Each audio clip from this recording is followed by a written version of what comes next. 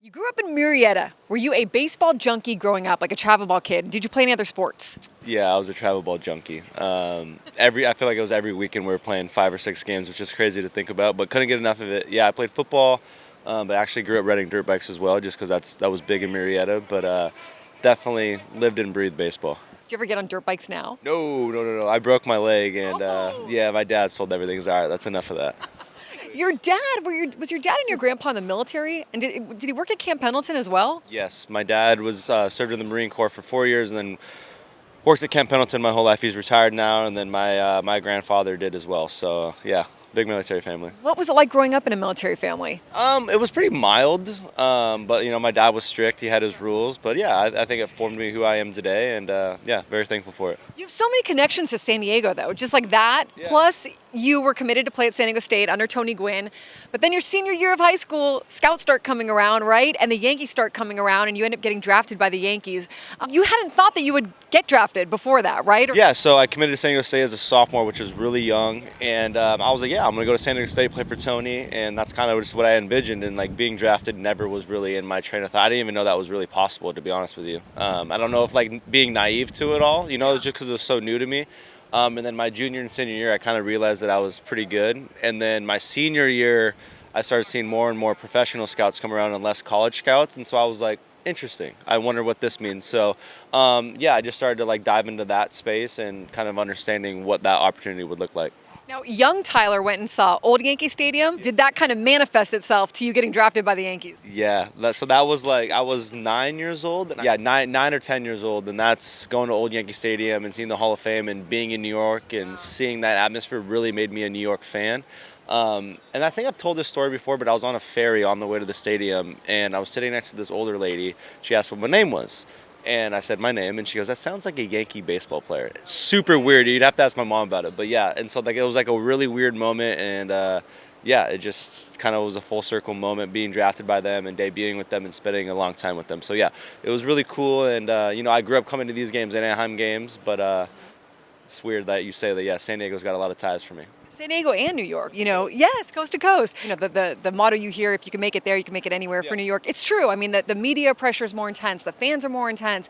But at the same time, you're wearing the pinstripes. You're living in New York. Like, what was it like for you during that time and acclimating to the big leagues? I never realized it until I was out of it.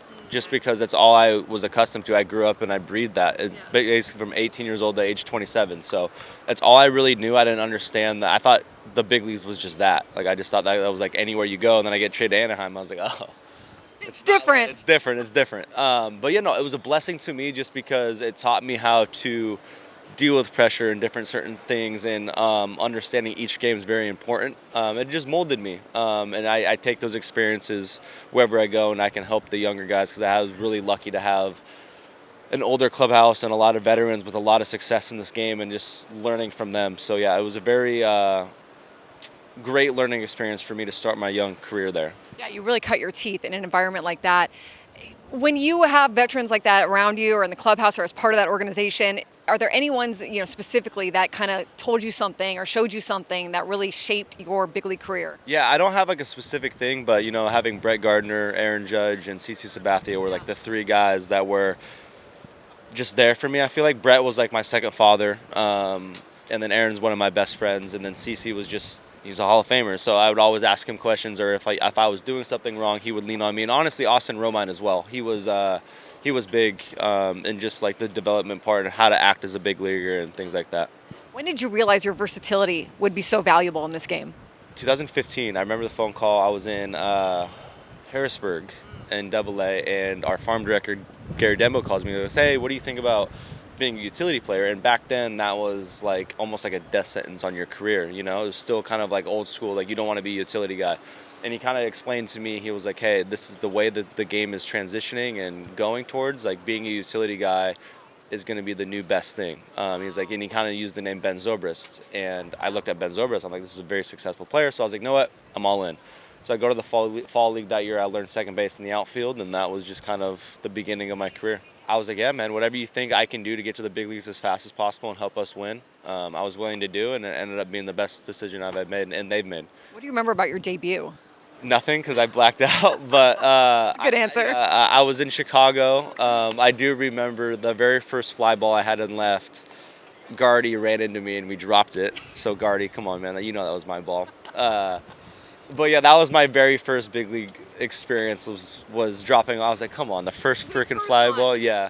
And you know how like the ball will find you, and then Always. So there was that, and then yeah, that's kind of what I remember. I remember I started off like 0 for 4, and Rob Refsnyder comes up to me and goes, "You may never get a hit in the big leagues," and I was like, "Come on, man!" And then the next at bat, I hit a double. But yeah, it was a really cool experience. welcome to the big leagues, right? Exactly. You've been around long enough that I'm sure you've weathered some storms in the big leagues. When did you first realize, hey, baseball is a business and things can happen sometimes that are maybe not fair or don't seem right? When did I realize that? I feel like you're still starting to realize it. I would say probably 2018. I break with the team, and I get sent down. Yeah, just like that. Because I feel like once you get to the big leagues, you never think you're going to get sent down again, and that's like a very small percent of people that do that. So I just thought, I got called up at age 22. I was like, I ain't ever going nowhere. And then you get sent down, just the business part of it. So it took me a little while to understand that and comprehend that, but once you understand and accept it, it's part of it. This year, I was so happy for you in November when you signed with the Padres because it was like you got to kind of exhale a little bit. You didn't have to be in the abyss of where am I going to play next year. And then you don't make the team coming out of spring training. Were those experiences similar? Is the Tyler way that dealt with them similar? Yeah. It's similar, but I understood it a little bit more, and I didn't take it as like heavy and like. But at the same time, you play with a chip on your shoulder, and I know the value that I bring. I know the value that I bring to this organization and this team. So yeah, like I said, I was a big believer in everything will work itself out, and I know where I belong, and yeah, now we're here. You've always been a really good teammate too. Is that something that you learned in the Yankees organization, or is that just kind of who you are and who you wanted to be? I've always prided myself on that, and one of my very first spring training, Cece, actually stood up and said, if there's anything that I want to be remembered at as a baseball player, is being a good teammate, and that stuck out to me.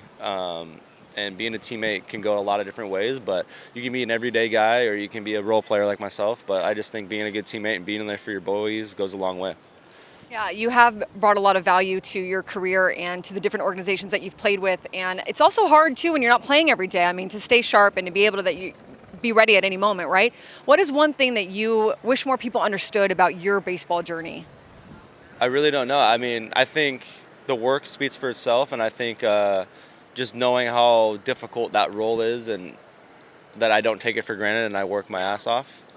So yeah, I just think it's I don't know. I don't really look for gratification, but just knowing how hard the game is when you're not playing every day, even when you are playing every day. How do you stay sharp and ready to go? I make my work harder than the game. I just like velo machine. I make it literally impossible to hit.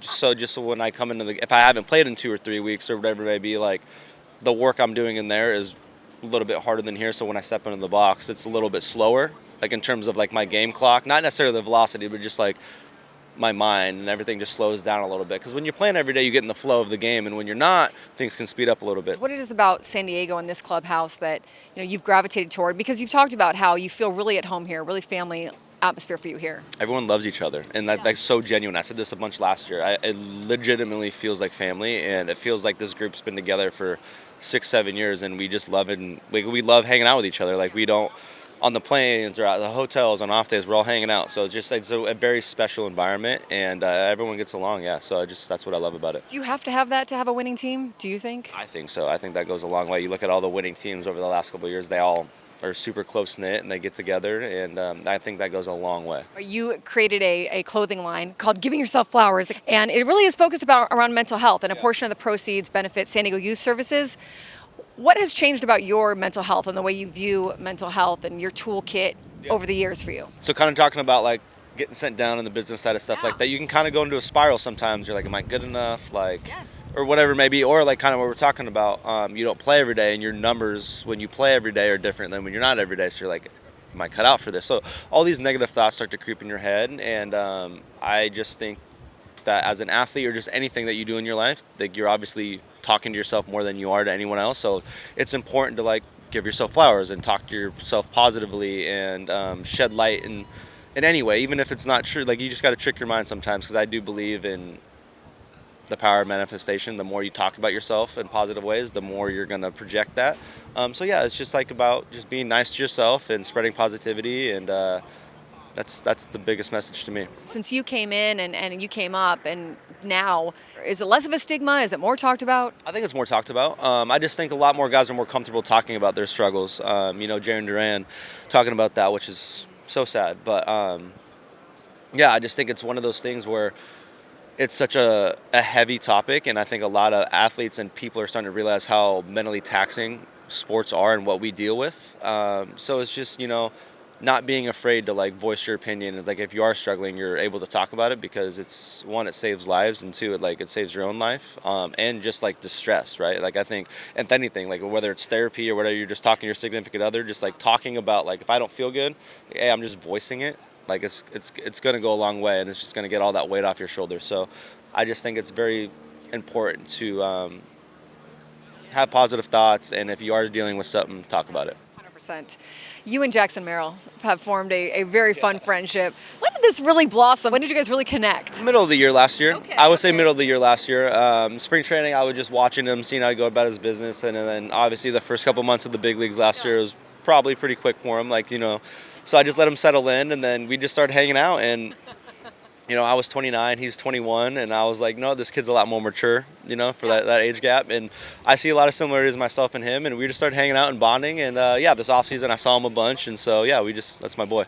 Well, does he give you any hard time for like any old school vet thing that you do, or like? No, he better not, because he's still a rookie in my eyes. But nah, he doesn't. He's quiet for the most part. Who is the sneaky funniest guy that you've ever played with? Ooh, Brett Gardner. Yeah? Yeah, prankster.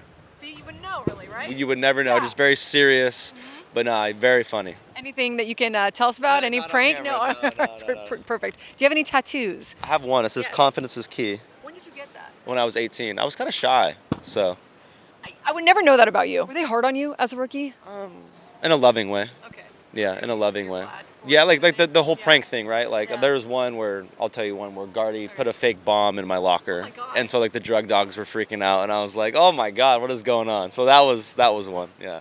So then he had to like call it out, like be like, no, it was me, or I mean, how'd they call up the dog? He set it up. Okay. He set it up, but just making me have a heart attack essentially before a game. And you're like, oh, I'm gonna get sent down. I'm never gonna be able to play again. I'm That's going to it. prison. Yeah, exactly. That is terrible. Okay, so It's funny though, Yeah, yeah. looking back on it, do you guys do plenty pranks on anyone in the clubhouse? Like, is that a thing of the past, or is that still a thing? I haven't pulled on any pranks here, but I feel like I should start. You should start. We need some of those stories too. It's a bag of worms I don't know if I want to open, because once I started, you're not ending it. And you're gonna get retaliation, Exactly. as you I don't know. if I You need know. it. Yeah, exactly. All right. What's a hidden talent of yours? Something that is not baseball related. I can juggle? That's a good party trick, I feel like. Yeah, I guess, yeah. All right, if you were commissioner for the day, Oh, that's a good question. for someone who's been around the game for a while, what would you change? No 11 a.m. games. Those do suck. Those are terrible. No 11 a.m. games. Would you change spring training? Do you wish spring training was yes, like yes. Make it 3 weeks. bucket list item? Like, what's something that you want to do? Something that you want to? I want to go to Italy. Been. No, I have not been to Italy. Yeah, I want to go to Italy very badly.